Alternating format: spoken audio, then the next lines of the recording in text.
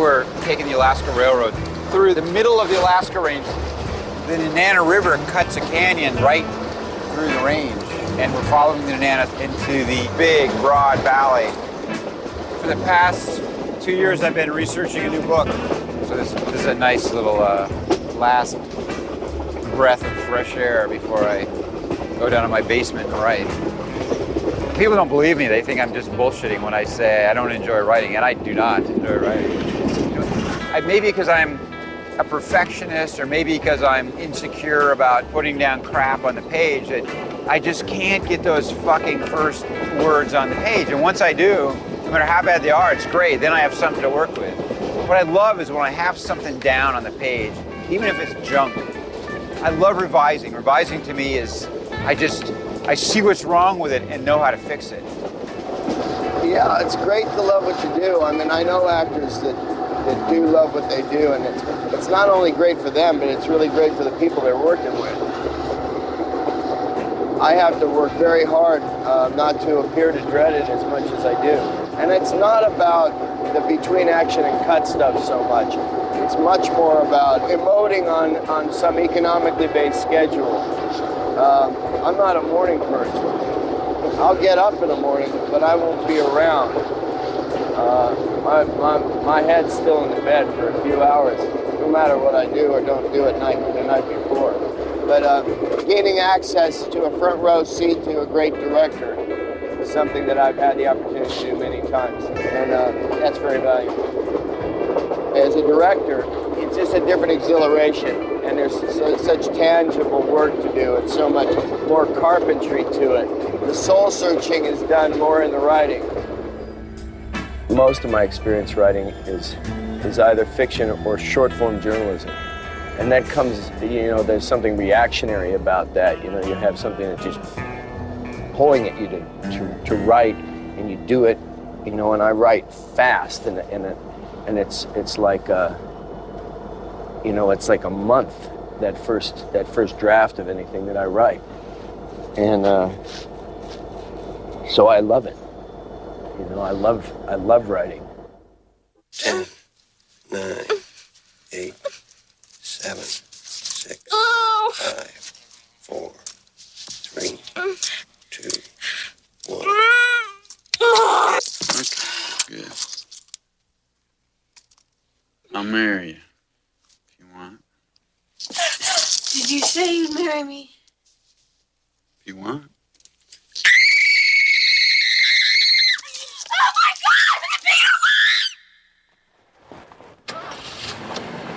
Are we sure this is a four-wheel drive? Oh, here we are. 4 high. This is Denali National Park. On April 28th, 1992, Chris McCandless caught a ride with Jim Gallion at right by Gold Hill Liquors. Drove down the Parks Highway, turned off right here at the Stampede Trail where we're about to turn ourselves. The day he drove down this road, there was a couple feet of snow on the ground. Late April in this part of the state it's still wintry, and you can tell from the photographs that he took of himself and Gallion snapped. He was really excited. He was beginning his great adventure. He just couldn't wait to get going down the trail.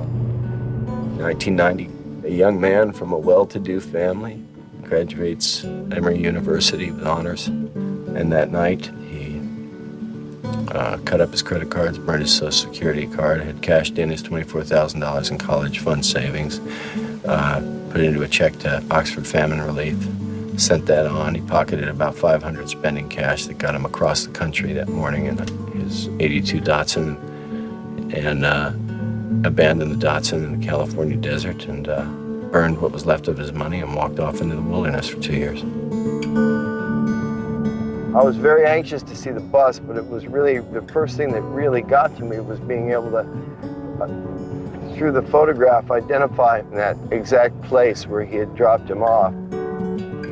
Part of the feeling you get is you want to be able to reverse the clock and be there, standing there at the time that he stood there and prevent something.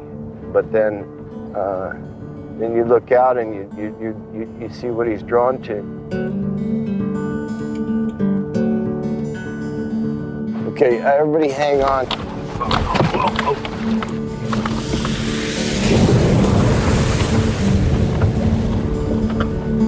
it. Let me see. Yeah, I think we're there.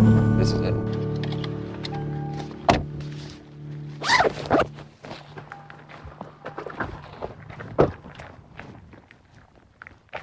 He got out of a car with roughly here and then just walked out into it. The will it takes to go on your own like he did and to survive it for 113 days is pretty compelling to somebody who did. I think I did 582 hours at a stretch by myself. I was compelled to do it in, the sheriff's college system down in Los Angeles. But there's something driving that just is endlessly fascinating to me.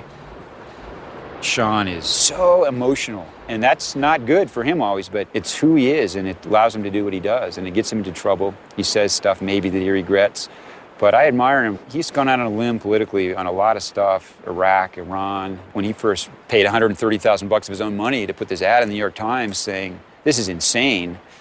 These people are crazy. This is evil." At the time, to speak out like that, you were unpatriotic. Even if you don't agree with him politically, you got to admit the guy's got balls. I mean, this goes back to you don't always know when you're being lied to, but you always know when you're being told the truth. Well, if I've got any advantage, it's that, and that's true for any actor who's worth anything. Is you can tell when you're being conned. I wanted to see it firsthand. I'm American, so I'm responsible. So I wanted it to hurt. I wanted to have met kids. I want to be able to see those kids' faces when I hear about these civilian casualties, because that's my job, because I could afford to go, and I did. When I went back as a journalist, because I felt just ashamed of myself not to. And that was a very different experience. If you saw the movie War of the Worlds with Tom Cruise, that's literally what the children of Iraq have faced in the cities, is they've actually seen the alien beasts coming in from the skies and going after and killing them. I just generically call it all responding and speaking to what I see. It's just like you have a tool belt, and here's the movie making one. Well, that's not necessarily the right wrench for this bolt and nut, One of the things that's frustrating about when I've tried to write for the screen, which hasn't been much, but is when I write for the page, I'm hyper-conscious of the rhythm of a sentence and varying those rhythms, and when you write for the screen, it's just the vocabulary and all that stuff doesn't translate. So what you clearly do that I don't know how to do is you're visualizing the rhythm of the shot, the rhythm of the scene. I mean, are you doing that when you're writing the script? You're seeing it? Yeah, you're seeing it. But it's what's surprising to hear about your description of your own thing that way is I used an enormous amount of the rhythm of your speech exactly as it was, not only in narration, but where I infused dialogue with it and borrowed from it for dialogue. It's not that it read like a novel, but my experience with it was beat that of a novel. You're so present with it at the time, and it becomes yours while you're reading it. It becomes your own story. Probably that's, why for me it's a good fit, me reading your stuff. And because the images and the ideas and the feelings of it become so indelible. That first draft of this script, I never looked back on the very first draft. So much of it was so indelible the first time, and I was very surprised how accurately I remembered things. But it's, I'm just thinking of a 22, 23-year-old kid by himself in April. Yeah. It's something else. Yeah. It's just not a mystery to me why he wanted to come here, and it's hard for me. It's so hard to explain it. I know there's a lot of people for whom it is a mystery, but it's another one of those things, if you have to ask, you're not going to understand thing. But it's our job to try to help people understand.